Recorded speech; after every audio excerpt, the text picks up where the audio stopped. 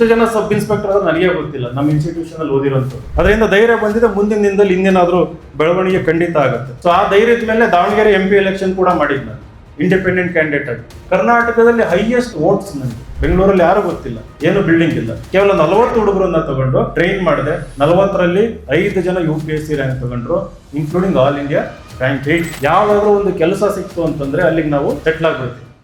ನಾನು ಬೆಳಗ್ಗೆ ಬೆಂಗಳೂರಿಂದ ಚಿತ್ರದುರ್ಗ ಬರಬೇಕಾದ್ರೆ ನನಗೊಂದು ಹಾಬಿ ಇದೆ. ಕಾರಲ್ಲಿ ಬಹಳಷ್ಟು ಸಮಯ ಅವಕಾಶ ಸಿಗುತ್ತೆ. ಇತ್ತೀಚೆಗೆ ಪಾಡ್ಕಾಸ್ಟ್ ಅಂತ ಬರುತ್ತೆ, ಕೇಳಿದಿರಲ್ಲ? ಪಾಡ್ಕಾಸ್ಟ್ಗಳನ್ನ ನೋಡ್ತೀನಿ, ಜೊತೆಗೆ ಪುಸ್ತಕನ ಓದ್ತೀನಿ. ಇವತ್ತು ನನ್ನ ಯೂಟ್ಯೂಬ್ ಆ್ಯಪ್ ಓಪನ್ ಮಾಡಿದಾಗ ಮೊದಲನೇ ವಿಡಿಯೋ ಬಂದಿತ್ತು. ಮಾರ್ಕ್ ಜುಕರ್ಬರ್ಗ್ ಹೆಸರು ಕೇಳಿದಿರಲ್ಲ? Is the founder of Facebook. Facebook ಏನಿದೆ ಅದರ ಫೌಂಡರ್ ಮಾರ್ಕ್ ಜುಕರ್ಬರ್ಗ್ ಅಂತ. ಫೇಸ್ಬುಕ್ ಬಹಳ ದೊಡ್ಡದಾಗಿ ಬೆಳೆದ ಮೇಲೆ ಅದನ್ನು ಮೆಟಾ ಅನ್ನೋ ಕಂಪನಿ ಒಳಗೆ ತಗೊಂಡ್ಬರ್ತಾರೆ.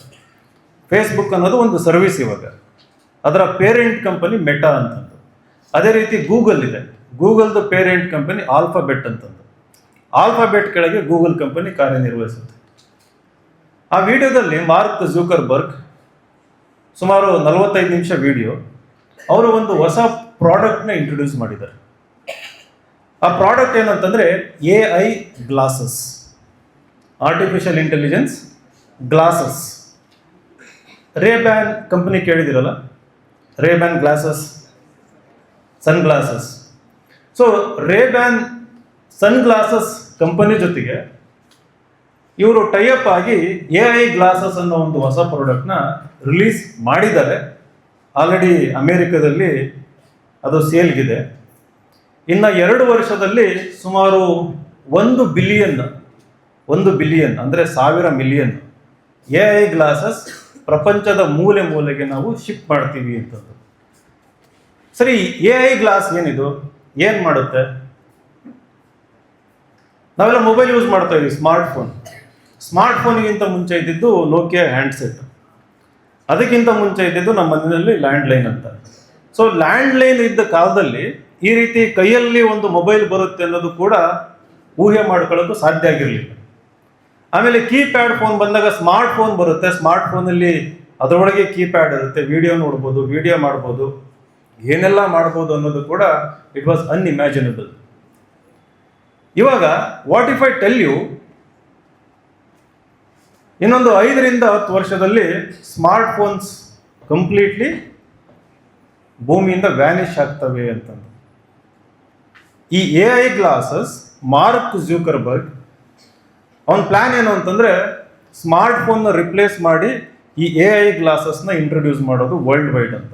ಸೊ ಅದರಲ್ಲಿ ನೀವು ಮೊಬೈಲಲ್ಲಿ ಮಾಡೋ ಪ್ರತಿಯೊಂದು ಫಂಕ್ಷನ್ನು ಕೂಡ ಕೇವಲ ಥಿಂಕ್ ಮಾಡಿ ಮಾಡ್ಬೋದು, ಅಥವಾ ವಾಯ್ಸ್ ಪ್ರಾಂಪ್ಟ್ ಅಂತ ಹೇಳ್ತೀವಿ, ವಾಯ್ಸ್ ಪ್ರಾಂಪ್ಟ್ ಕೊಟ್ಟು ಮಾಡ್ಬೋದು. ಆ ವಿಡಿಯೋದಲ್ಲಿ ಆತ ಹೇಳ್ತಾನೆ ನ್ಯೂರೋ ಬ್ಯಾಂಡ್ ಅಂತ ಬರುತ್ತೆ, ಅಂದರೆ ಕೈಗೆ ವಾಚ್ ಹಾಕೊಂಡಂಗೆ ವಾಚ್ ಅಲ್ಲ ಅದು, ನ್ಯೂರೋ ಬ್ಯಾಂಡ್ ಅಂತಂದು. ನೀವು ಯಾರಿಗಾದ್ರೂ ಮೆಸೇಜ್ ಮಾಡಬೇಕು ಅಂತ ಅನ್ಸಿದ್ರೆ ಹೆಂಗೆ ನೀವು ಬರೀತೀರಲ್ಲ, ಇವಾಗ ಹುಡುಗರು ಯಾರಿಗಾದ್ರೂ ಏನು ಮೆಸೇಜ್ ಕಳಿಸ್ತೀರಪ್ಪ, ಓಕೆ ಐ ಹೇಟ್ ಯು ಅಂತಂದು, ಸರಿ ಐ ಹೇಟ್ ಯು ಅಂತಂದರೆ ಸಾಕು, ಆ ಮೆಸೇಜ್ ಅಲ್ಲಿ ಹೋಗಿರ್ತದೆ. ಆ ಸ್ಕ್ರೀನ್ನಲ್ಲಿ ಜಸ್ಟ್ ಲೈಕ್ ನೀವು ಹೆಂಗೆ ಸ್ಕ್ರೀನ್ನಲ್ಲಿ ನೋಡ್ತಿರಲ್ಲ ನಿಮ್ಮ ಗ್ಲಾಸಸ್ಸಲ್ಲಿ ಅದು ಕಾಣುತ್ತೆ. ಆಮೇಲೆ ಗ್ಲಾಸ್ ಹಾಕೊಂಡು ಹೋಗ್ತಾ ಇರ್ತೀರಿ, ನಿಮಗೆ ಒಂದು ಕ್ಯೂರಿಯಾಸಿಟಿ ಬರುತ್ತೆ, ಓಕೆ ಇಲ್ಲೊಂದು ಪ್ಲಾಂಟ್ ಇಟ್ಟಿದ್ದಾರೆ, ಅದು ಯಾವುದು ಪ್ಲಾಂಟು ಅಂತಂದು. ಜಸ್ಟ್ ವಿಚ್ ಪ್ಲಾಂಟ್ ಅಂತಂದರೆ ಸಾಕು, ಅದ್ರ ಇನ್ಫಾರ್ಮೇಷನ್ನು ನಿಮ್ಗೆ ಏನೇನು ಬೇಕು ನಿಮ್ಮ ಕಣ್ಣೆದುರಿಗೆ, ಅಂದರೆ on the go, on the moment. ನೀವು ಮೊಬೈಲಲ್ಲಿ ಏನೇನು ಮಾಡಬೇಕು, ಕಾಲ್ ಮಾಡೋದು ಅಂದರೆ ಹಂಗೆ ಒಂದು ಜಸ್ಟ್ ಟ್ಯಾಪ್ ಮಾಡಿ ಸಾಕು, ಎದುರಿಗೆ ಕಾಂಟ್ಯಾಕ್ಟ್ ಬರುತ್ತೆ, ಯು ಚೂಸ್ ದಿಸ್ ಕಾಂಟ್ಯಾಕ್ಟ್ ಅಂದರೆ ಸಾಕು, ಕಾಲ್ ಹೋಗುತ್ತೆ. ನೀವು ಮುಂಚೆ ಥರ ಮೊಬೈಲ್ ತಗೊಂಡು ಕಿವಿ ಹಿಡ್ಕೊಳ್ಳೋದು ಬೇಕಾಗಿಲ್ಲ, it will take care of everything.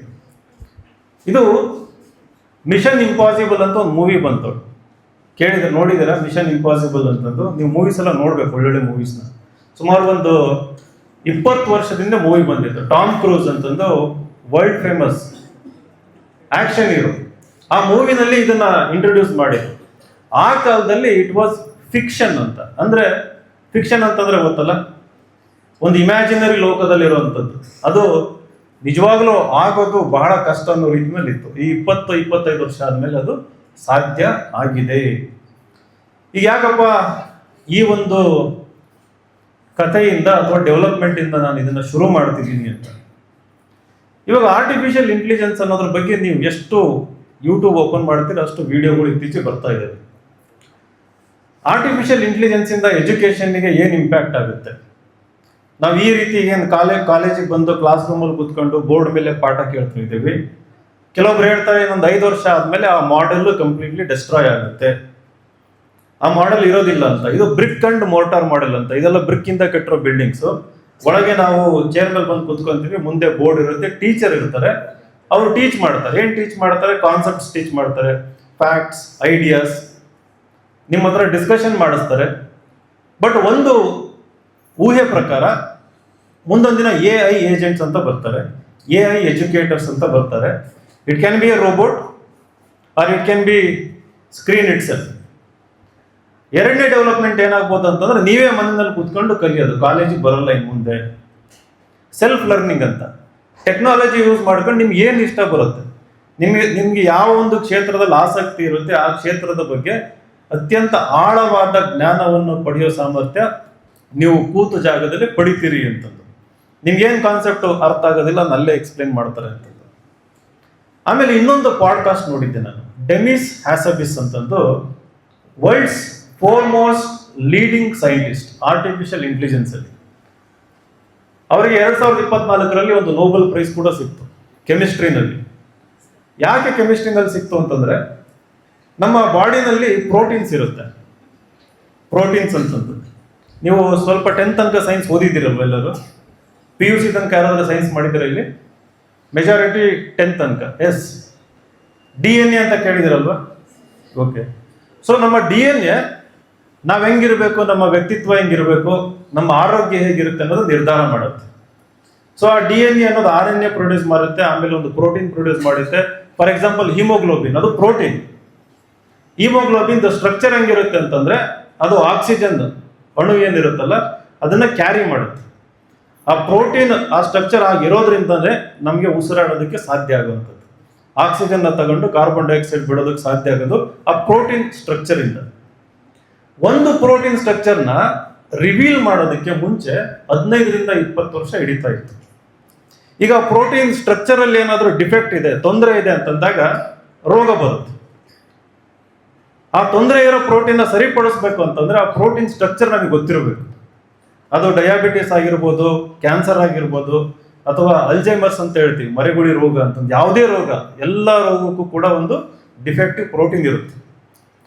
ಈ ಡೆಮಿಸ್ ಹ್ಯಾಸಬಿಸ್ ಅನ್ನೋರು ಏನ್ ಮಾಡಿದ್ದಾರೆ, 2010 ತನಕ ಪ್ರಪಂಚದಲ್ಲಿರೋ ಎಲ್ಲಾ ಸೈಂಟಿಸ್ಟು ಸೇರ್ಕೊಂಡು ಸುಮಾರು ಒಂದು 10-20 ಸಾವಿರ ಪ್ರೋಟೀನ್ ಸ್ಟ್ರಕ್ಚರ್ನ ರಿವೀಲ್ ಮಾಡಿದ್ರು. 10-20 ಸಾವಿರ. ಇವರು ಆರ್ಟಿಫಿಷಿಯಲ್ ಇಂಟೆಲಿಜೆನ್ಸ್ ಯೂಸ್ ಮಾಡಿ ಒಂದು ಆಲ್ಫಾ ಫೋಲ್ಡ್ ಅಂತ ಸಾಫ್ಟ್ವೇರ್ ಕ್ರಿಯೇಟ್ ಮಾಡಿ, ಪ್ರಾಡಕ್ಟ್ ಕ್ರಿಯೇಟ್ ಮಾಡಿ, ಕೇವಲ 3 ವರ್ಷದಲ್ಲಿ 200 ಮಿಲಿಯನ್ ಪ್ರೋಟೀನ್ಸ್, ಅಂದ್ರೆ ಪ್ರಪಂಚದಲ್ಲಿರೋ ಪ್ರತಿಯೊಂದು ಪ್ರೋಟೀನ್ ಸ್ಟ್ರಕ್ಚರ್ನು ಕೂಡ ರಿವೀಲ್ ಮಾಡಿದ್ದಾರೆ. ವಾಟ್ ಇಟ್ ಮೀನ್ಸ್ ಅಂತಂದ್ರೆ, ನಿಮ್ದೇನಾದ್ರೂ ಒಂದು ಔಷಧಿ ಕಂಪನಿ ಮಾಲೀಕ ಆಗಿದ್ರೆ, ಅಂದ್ರೆ ನೀವೇ ಔಷಧಿ ತಯಾರಿ ಮಾಡೋ ಒಂದು ಕಂಪನಿ ಆಗಿದ್ರೆ, ನಿಮಗೆ ಈಗ ಯಾವ ಪ್ರೋಟೀನ್ ಸ್ಟ್ರಕ್ಚರ್ ಹೆಂಗಿರುತ್ತೆ ಅಂತ ನಿಮ್ ಕಣ್ಮುಂದೆ ಸಿಕ್ಬಿಟ್ಟಿದೆ. ನಿಮಗೆ ರಿಸರ್ಚ್ ಮಾಡೋದಕ್ಕೆ ಹಣ ಸ್ಪೆಂಡ್ ಮಾಡಬೇಕಾಗಿಲ್ಲ, ಏನಿಲ್ಲ, ಈಸಿಯಾಗಿ ಒಂದು ಡ್ರಗ್ ನ ಕಂಡುಹಿಡಿಬಹುದು. ಅಂದ್ರೆ ಇನ್ನು 10ರಿಂದ 12 ವರ್ಷದಲ್ಲಿ ಪ್ರಪಂಚದಲ್ಲಿರುವ ಪ್ರತಿಯೊಂದು ರೋಗಕ್ಕೂ ಕೂಡ ಕ್ಯೂರ್ ಪ್ರತಿಯೊಬ್ಬರಿಗೂ ಕೂಡ ಸಿಕ್ಕೇ ಸಿಗುತ್ತೆ ಅನ್ನೋದು. ಅಂದ್ರೆ we are looking at A disease free world ಅಂತ. ಇದನ್ನ ಇಮ್ಯಾಜಿನ್ ಮಾಡ್ಕೊಳಕ್ಕಾಗಲ್ಲ ನಮಗೆ, ನಮಗೆ. ಮುಂದೊಂದಿನ ರೋಗಗಳೇ ಇರಲ್ಲ, ರೋಗ ಇದ್ರೂ ಕೂಡ ಇಮಿಡಿಯೇಟ್ ಕ್ಯೂರ್ ಸಿಗುತ್ತೆ ಅಂತಂದ್ರೆ this is all happening real time. ಒಂದು ಡ್ರಗ್ ಕಂಡುಹಿಡಿಯಕ್ಕೆ 10 ವರ್ಷ ಹಿಡಿಯೋದು ಇವಾಗ ಕೆಲವೇ ತಿಂಗಳು, ಕೆಲವೇ ವಾರದಲ್ಲಿ ಆಗ್ತಾ ಇದೆ. ಸೊ ಪ್ರಪಂಚದಲ್ಲಿ ಎಲ್ಲರೂ ಆರೋಗ್ಯವಾಗಿದ್ದಾಗ ಡಾಕ್ಟರ್ಸ್ ಬೇಕಾಗ್ತಾರೆ, ನಮಗೆ ಬೇಕಾಗ್ಬೋದು, ಬಟ್ ಬೇರೆ ರೋಲಲ್ಲಿ ಬೇಕಾಗ್ಬೋದು, ಗೊತ್ತಿಲ್ಲ ನಮಗೆ. ಅದು ಒಂದು. ಇನ್ನೊಂದು, ಆರ್ಟಿಫಿಷಿಯಲ್ ಇಂಟೆಲಿಜೆನ್ಸ್ ಇಂದ ಈಗಿರುವಂತ 90% ಜಾಬ್ಗಳು ಭೂಮಿ ಮೇಲಿಂದ ಮಾಯ ಆಗ್ತವೆ, ವ್ಯಾನಿಷ್ ಆಗ್ತವೆ ಅನ್ನೋದು. 90% ಈಗೇನು ಜಾಬ್ಗಳು ಇದಾವಲ್ಲ, ಈಗಿರೋ ಜಾಬ್ಗಳು ಈಗಿರುವ ಸಾಮಾಜಿಕ ಪರಿಸ್ಥಿತಿಗೆ, ಆರ್ಥಿಕ ಪರಿಸ್ಥಿತಿಗೆ ತಕ್ಕಂತೆ ಉದಯ ಆದಂಥದ್ದು. ಫೈನಾನ್ಸ್ ಬಹಳ ಇಂಪಾರ್ಟೆಂಟ್ ಆಯ್ತು, ದುಡ್ಡು ಇಂಪಾರ್ಟೆಂಟ್ ಆಯ್ತು, ಫೈನಾನ್ಷಿಯಲ್ ಇನ್ಸ್ಟಿಟ್ಯೂಷನ್ಸ್ ಎಮರ್ಜ್ ಆದವು. ಬ್ಯಾಂಕ್ ಇರ್ಬೋದು, ಅಕೌಂಟೆನ್ಸಿ ಇರ್ಬೋದು, ಆಡಿಟಿಂಗ್ ಫರ್ಮ್ಸ್ ಇರ್ಬೋದು, ಸೊ ಕಾಮರ್ಸ್ ಓದಿರೋರಿಗೆಲ್ಲ ಅಲ್ಲಿ ಅವಕಾಶಗಳು ಸಿಗೋದಕ್ಕೆ ಶುರು ಆಯ್ತು. ನಿಮಗೆ ಜಾಬ್ ಕ್ರಿಯೇಟ್ ಆಗಿತ್ತು ಯಾಕಂತಂದ್ರೆ because of the money circulation, importance of money. ಮುಂದೊಂದು ದಿನ ಮನಿ ಕೂಡ ವ್ಯಾನಿಷ್ ಆಗೋ ಚಾನ್ಸ್ ಇರ್ತದೆ. The way we exchange goods, buy and sell, virtual world, online ವರ್ಲ್ಡಿಗೆ ಹೋಗುತ್ತೆ. ಈಗಿರೋ ಬ್ಯಾಂಕ್ಗಳು, ಫೈನಾನ್ಸ್ ಹೋಗ್ಬೋದು, ಗೊತ್ತಿಲ್ಲ. ಅದೇ ರೀತಿ ಡಾಕ್ಟರ್ ಜಾಬ್ ಹೋಗ್ಬೋದು, ಇಂಜಿನಿಯರಿಂಗ್ ಜಾಬ್ಗಳು ಆಲ್ರೆಡಿ ಹೋಗ್ತಾ ಇದ್ದಾವೆ. ಇಂಜಿನಿಯರಿಂಗ್ ಅಡ್ಮಿಷನ್ ಡೌನ್ ಆಗ್ತಾ ಇದೆ, ಪ್ಲೇಸ್ಮೆಂಟ್ಗಳು ಆಗ್ತಾ ಇಲ್ಲ. ಸೊ ಇಲ್ಲಿ ಕೂತಿರೋರೆಲ್ಲರೂ ಕೂಡ ಸುಮಾರು 300-400 ಜನ 10 ವರ್ಷ ಆದಮೇಲೆ ನೀವು ಏನು ಮಾಡ್ತೀರಿ? ಈ ಒಂದು ಮುಂದೆ ಬದಲಾದಂಥ ಸಾಮಾಜಿಕ ಪರಿಸ್ಥಿತಿಯಲ್ಲಿ ನಿಮ್ಮ ಪಾತ್ರ ಏನು ಅನ್ನೋದ್ರ ಬಗ್ಗೆ ನೀವು ಯೋಚನೆ ಮಾಡೋದಕ್ಕೆ ಶುರು ಮಾಡಿದಾರ ಅನ್ನೋದು ನನ್ನ ಮೊದಲನೇ ಪ್ರಶ್ನೆ. ಮಾಡಿಲ್ಲ, ಯಾಕಂದ್ರೆ ನೀವು ಪೇಪರ್ ಓದ್ತಾ ಇಲ್ಲ. ಪೇಪರ್ ಓದದೇ ಇರೋದ್ರಿಂದ ನಮಗೆ ಸಾಮಾನ್ಯ ಜ್ಞಾನ ಮತ್ತು ಸಾಮಾನ್ಯ ಪ್ರಜ್ಞೆ ಅಂತಂದು. ಸಾಮಾನ್ಯ ಜ್ಞಾನ ಅಂತಂದ್ರೆ ಐಫೆಲ್ ಟವರ್ ಎಷ್ಟು ದೊಡ್ಡದಿದೆ, ಬುರ್ಜ್ ಖಲೀಫಾ ಅಂತಂದು ಅತ್ಯಂತ ಎತ್ತರದ ಬಿಲ್ಡಿಂಗ್ ಅಂತೆ ಇಡೀ ಪ್ರಪಂಚದಲ್ಲಿ. ಎಲ್ಲಿದೆ ಅದು? ದುಬೈಯಲ್ಲಿ. ಅದರ ಎತ್ತರ ಎಷ್ಟೋ 888 ಮೀಟರ್ ಅಂತ ಹೇಳ್ತಾರೆ. ಅದು ಸಾಮಾನ್ಯ ಜ್ಞಾನ. ಎಷ್ಟು ಎತ್ತರ ಇದೆ, ಎಷ್ಟು ಉದ್ದ ಇದೆ, ದೊಡ್ಡ ಸಿಟಿ ಯಾವುದು, ಚಿಕ್ಕ ಸಿಟಿ ಯಾವುದು, ಸಾಮಾನ್ಯ ಜ್ಞಾನ. ಸಾಮಾನ್ಯ ಪ್ರಜ್ಞೆ ಅಂತಂದ್ರೆ ಇರುವ ಸಾಮಾನ್ಯ ಜ್ಞಾನನ ಉಪಯೋಗಿಸ್ಕೊಂಡ, ಅಪ್ಲೈಯಿಂಗ್ ದಿ ನಾಲೆಡ್ಜ್, ಸುತ್ತಮುತ್ತ ಏನಾಗ್ತಾ ಇದೆ ಅನ್ನೋದ್ರ ಬಗ್ಗೆ ಆಳವಾದ ಅರಿವು. ಯಾಕೆ ಆಗ್ತಾ ಇದೆ, ಹೇಗೆ ಆಗ್ತಾ ಇದೆ, ಈ ರೀತಿ ಒಂದು ಬದಲಾವಣೆ ಅಥವಾ ಪರಿವರ್ತನೆ ನಮ್ಮ ಸುತ್ತಮುತ್ತ ಆಗ್ಬೇಕಾದ್ರೆ ಅದರಲ್ಲಿ ನನ್ನ ಪಾತ್ರ ಏನು ಅನ್ನೋದ್ರ ಬಗ್ಗೆ ಒಂದು ವಿಷನ್, ದೂರದರ್ಶಿತ್ವ ಅಂತ ಹೇಳ್ತೀವಿ, ವಿಷನ್ ಅಂತ. ಅಷ್ಟು ಆಲೋಚನಾ ಶಕ್ತಿ ಬೆಳೆಸ್ಕೊಂಡ್ರೆ ಅದು ಸಾಮಾನ್ಯ ಪ್ರಜ್ಞೆ ಅಂತ.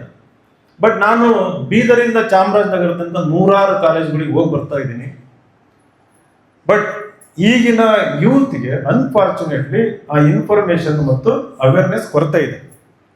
ಮುಂದೆ ನಿಮ್ಮ ಆಯ್ಕೆಗಳೇನು, ಕಾಂಪಿಟೇಟಿವ್ ಎಕ್ಸಾಮ್ಸ್ ಯಾವ ರೀತಿ ತಯಾರಿ ಮಾಡ್ಬೋದು. ಬೀದರಲ್ಲಿ, ರಾಯಚೂರಲ್ಲಿ, ಬಿಜಾಪುರಲ್ಲಿ ಸುಮಾರು ದೊಡ್ಡ ದೊಡ್ಡ ಕಾರ್ಯಕ್ರಮ 2-3 ಸಾವಿರ ಜನ ಇದ್ದಾಗ ನಾನೊಂದು ಪ್ರಶ್ನೆ ಕೇಳ್ತೀನಿ ಯಾವಾಗಲೂ, ಎಷ್ಟು ಜನ IAS ಆಗ್ಬೇಕಂತಿದ್ದೀರಿ ಅಂತ. ಅದೇ ಪ್ರಶ್ನೆ ನಿಮ್ಮ ಹತ್ರನೂ ಕೇಳ್ತೀನಿ, ಎಷ್ಟು ಜನ IAS ಅಧಿಕಾರಿ ಆಗ್ಬೇಕಂತಿದ್ದೀರಿ? 1, 2, 3, 4, 5, ಓಕೆ, 8. ಎಷ್ಟು ಜನ IPS ಆಗ್ಬೇಕಂತಿದ್ದೀರಿ? ಓಕೆ, ಇನ್ನೊಂದು 8. ಎಷ್ಟು ಜನ ಯಾವುದಾದ್ರೂ ಸರ್ಕಾರಿ ನೌಕರಿ ಸಿಕ್ಕರೆ ಸಾಕು ಅಂತ? Any government job?